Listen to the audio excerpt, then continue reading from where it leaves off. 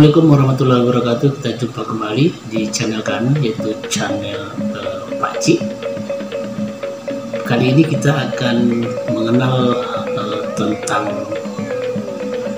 sebuah kesenian yang ada di tengah-tengah masyarakat, yaitu sebuah kesenian sastra lisan, yaitu Kayat Kuansing.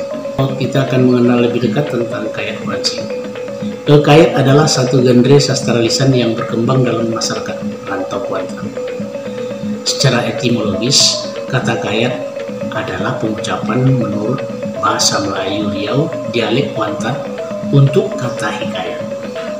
Ada dua penyampaian genre Kayat, yaitu Kayat yang disampaikan dalam genre non-naratif, yaitu pantun, dan dalam bentuk naratif yaitu seperti tengkurak Korea. Oleh seorang penutur Kayat disampaikan dengan memakai alat-alat musik antara lain dua buah gendang, biola, serta pengeras suara. Salah seorang dari penutur Kayat tersebut boleh dikatakan sebagai pemimpin Kayat. Biasanya kelompok Kayat pantun beranggotakan 2 hingga 5 orang dalam membawakannya. Penutur Kayat secara bergantian mendendangkan bait-bait pantun yang mereka bawakan dari penutur Kayat satu ke penutur Kayat berikutnya. Kayat sebagai fungsi hiburan ini terutama ada pada Kayat pantun yang banyak menyampaikan nilai-nilai duniawi. Kedua, fungsi faedah. Kayat sebagai fungsi faedah ini dimaksudkan Kayat memberikan nasihat-nasihat, baik memberi anjuran langsung maupun melalui pengisahan tentang tingkah laku di dunia dari sudut pandang Islam. Ketiga, fungsi penyempurnaan rohani. Fungsi Kayat dapat dikatakan untuk menyampaikan sesuatu yang menjadikan khalayaknya memperbaiki akal budi melalui berbagai nasihat, petuah atau ajaran agama secara bercerita dan atau berpantun. Tradisi Kayat yang dikenal di masyarakat Kuantan ini merupakan tradisi lisan berupa dendangan yang berisi kisah-kisah Nabi, pahlawan Islam, hingga Kayat yang berisi cerita anak-anak. Jenis Kayat yang mengisahkan Nabi-Nabi misalnya Kayat Tengkurak Korea, bercerita tentang tengkorak kering, Kayat Porang, Kayat tentang cucu Rasulullah yang berperang melawan Yazid bin Muawiyah dan sebagainya. Kayat anak-anak bisa berisi tentang kisah anak yang belum balik dan belum berdosa lalu meninggal dunia. Anak-anak ini akan mampu menolong orang tuanya dan mengajaknya masuk surga. Sebuah Kayat biasanya dinyanyikan atau dilanturkan oleh seorang tukang Kayat. Jumat dan Juman merupakan tukang Kayat yang cukup populer di zamannya. Seorang tukang Kayat ini idealnya adalah laki-laki, tetapi perempuan pun tetap dibolehkan menjadi tukang Kayat. Penyajian Kayat ini bisa dilakukan di dalam maupun luar ruangan. Biasanya dilakukan pada malam hari, tepatnya setelah sholat Isya hingga menjelang waktu subuh. Kayat menjadi salah satu tradisi lisan karya sastra lama Melayu yang menjadi kebanggaan masyarakat Kuansing. Kayat ini biasanya didendangkan oleh 4 orang tukang Kayat. Salah seorang menjadi pemimpin. 4 orang ini dibagi 2. Setiap 2 orang secara bersahutan mendengarkan Kayat-Kayat yang dipilih.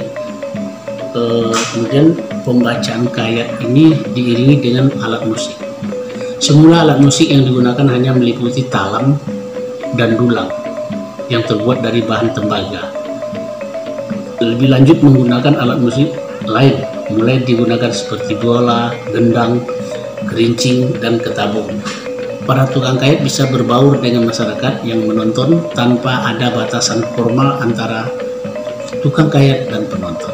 Kayat ini biasanya ditampilkan di acara-acara seperti pengajian, perayaan acara-acara keagamaan seperti Maulid Nabi atau Isra Mi'raj, lalu acara seperti pesta kawin, pesta perkawinan, akikah, syukuran, sunat, dan sejenisnya.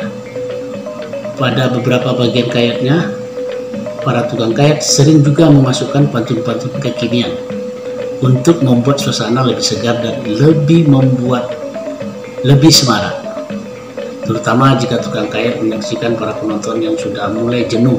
Seorang tukang kayat biasanya memiliki suara yang sangat merdu agar menarik minat orang yang mendengarkannya.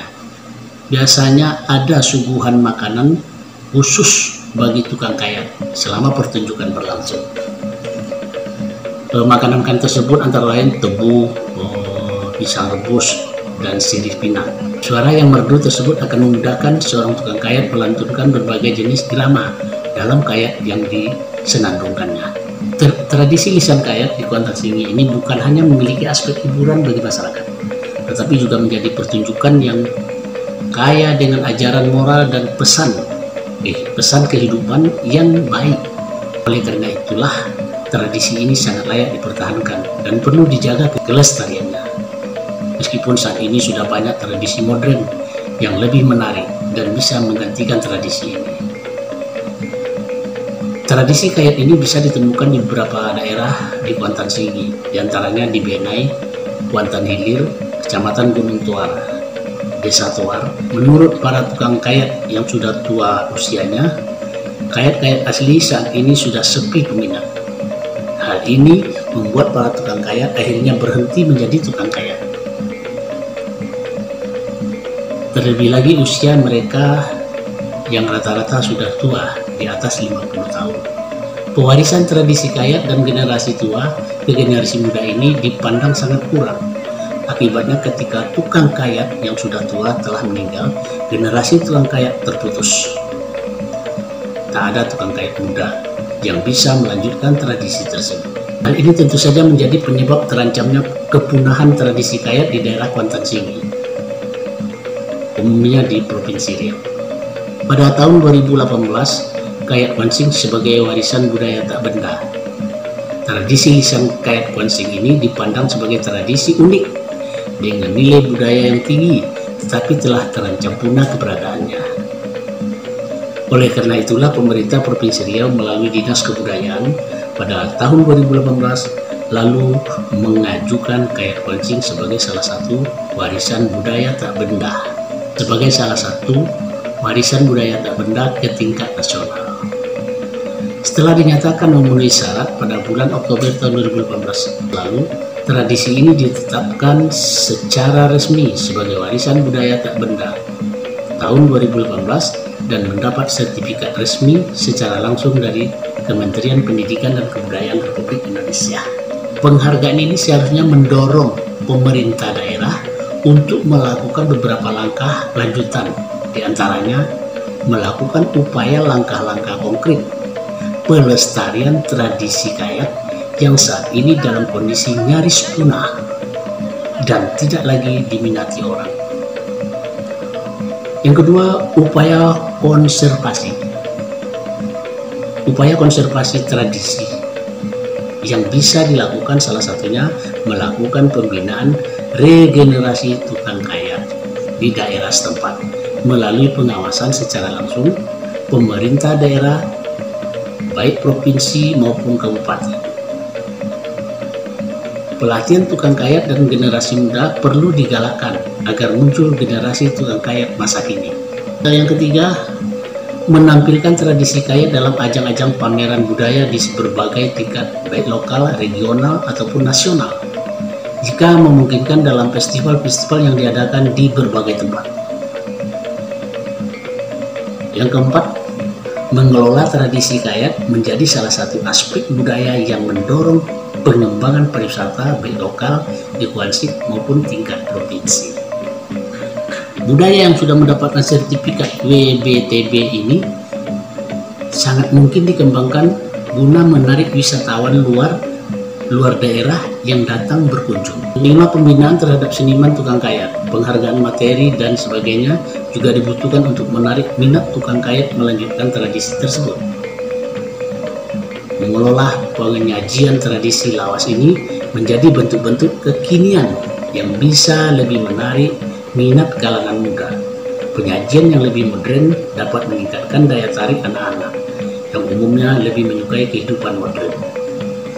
Ini adalah sebuah tantangan bagi kita bersama yang ada di Kuantan Sengi untuk melestarikan, mempertahankan sastra lisan ataupun kekayaan ini. Baik rekan-rekan dan sahabat semua, itulah tadi pembahasan kita mengenal apa yang dinamakan kayat di tengah-tengah masyarakat Wansing dan kesenian sastra lisan ini kini keberadaannya terancam punah. Tentunya ini adalah tanggung jawab kita bersama untuk melestarikan dan mempertahankan keberadaan kayat di tengah-tengah masyarakat kita. Untuk itu kami tutup dengan wassalamualaikum warahmatullahi wabarakatuh. Salam Pak Cip.